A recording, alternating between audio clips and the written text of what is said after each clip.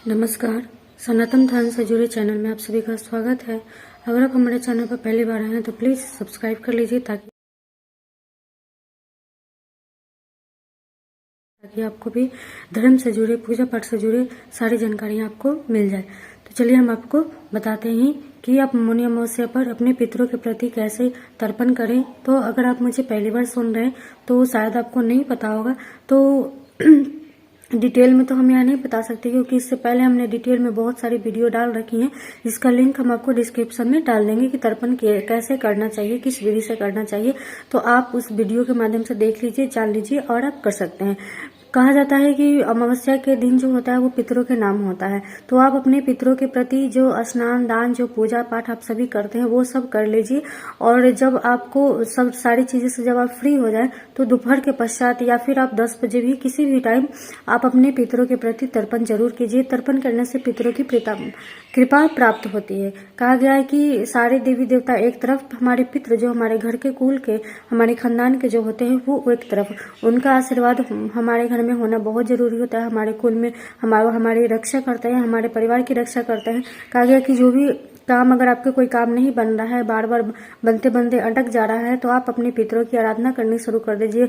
उनके नाम से दान करना शुरू कर दीजिए। उनके लिए आप प्रति अमावस्या या फिर उनके जो पुण्य तिथि आती है या फिर श्राद्ध पक्ष जो होता है उसमें आप पितरों के लिए तर्पण करना शुरू कर दीजिए। आप इसका परिणाम बहुत जल्द देखेंगे। मैंने इस चीज को किया है, इसलिए मेरे पास इसका अनुभव है, इसलिए मैं आप सभी को बताती हूँ। प्रति अमावस्या आप अपने पितरों के प्रति तर्पण अवश्य कीजिए। तो जैसा कि मैंने बताया, लिंक मैंने डिस्क्रिप्शन में डाल दिया है। आप लोग अच्छे से जाकर के देख लीजिए, सीख लीजिए और आप आने वाले हर अमावस्या को आप उसी प्रकार से तर्पण विधि कर सकते हैं। तर्पण करने के लिए आपको मात्र चाहिए काला तिल चाहिए और कुसा घास चाहिए। ये दोनों अति आवश्यक होना चाहिए। सफेद पुष्प और तुलसी पत्र, ये जो 4 चीजें हैं ये आपको अनिवार्य होना चाहिए। ये इन चारों के बिना पितृ तर्पण नहीं हो सकता। इन चारों चीजों को पहले आप इकट्ठा कर लीजिए। अब हम बात करते हैं गुप्त नवरात्रि। तो गुप्त नवरात्रि जो है वो रविवार यानी 22 जनवरी से जो है वो प्रारंभ हो जा रहा है, क्योंकि 22 जनवरी सुबह से ही प्रतिपदा तिथि प्रारंभ हो जा रही है। तो गुप्त नवरात्रि जो है वो 22 जनवरी दिन रविवार से प्रारंभ हो जा रही है। लेकिन दूसरे दिन, नवरात्रि के दूसरे दिन जो है वो पंचक स्टार्ट हो जा रहा है, इसलिए कोई भी शुभ कार्य करना उचित नहीं है। कहा गया है कि पंचक में किसी की मृत्यु होती है तो वो अपने साथ कहा गया कि वो अपने साथ अपने मतलब 5 लोगों को भी लेकर के जाते हैं। तो पंचक में इस प्रकार की चीजें नहीं करना चाहिए।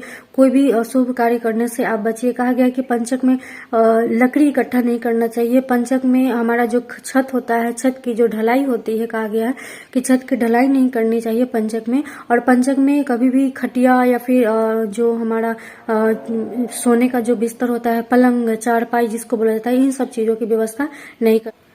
गुप्त नवरात्रि में माता रानी का पूजा, माता रानी की आराधना, उनके सप्तशती पाठ का पठन श्रवण जो है वो गुप्त रूप से किया जाता है। आप जितना हो सके गुप्त तरीके से कीजिए। कहा गया है कि आप जब पूजा कर रहे हो तो मानसिक पूजा कीजिए, मानसिक जाप कीजिए। आपके घर में किसी को भी ना पता चले, इस तरह की पूजा करनी चाहिए गुप्त नवरात्रि में। आप इस गुप्त नवरात्रि में नवार्ण मंत्र का भी जाप करिए, बहुत लाभ देते हैं, माता रानी की कृपा प्राप्त होती है।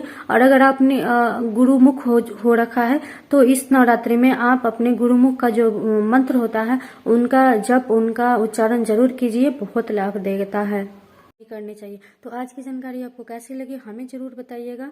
चलिए सभी को राधे राधे।